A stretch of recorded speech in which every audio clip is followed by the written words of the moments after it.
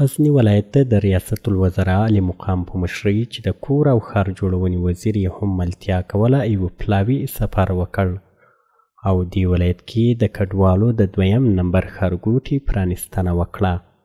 چارواکي وایي دا ښارګوټی به په 1900 جریبه ځمکه کې جوړ شي.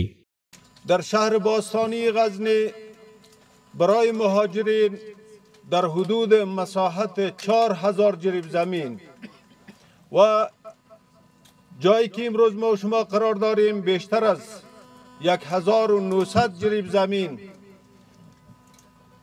اختصاص داده شده است.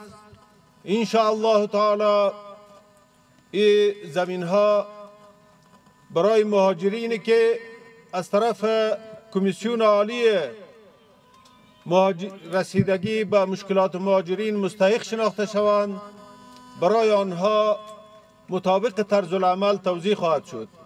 په دې تړاو جوړه شوې غونډه کې د کور او ښار جوړونې وزیر وویل اسلامي امارت د راستانه شوو کډوالو ته خپل هیواد کې تر اوسه پورې اسانتیاوې برابرې کړي او په دې برخه کې خپل مسؤلیت ادا کړی دی.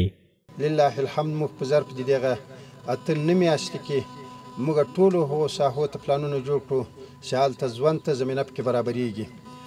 د هیواد تقریبا په 15 ولایتونو کې 15 شهرکونه ټول طرحه او ډیزاین او نقشې ټولې جوړې شوې چې اوس په دا یو کې تاسې هم شاهدان یاست.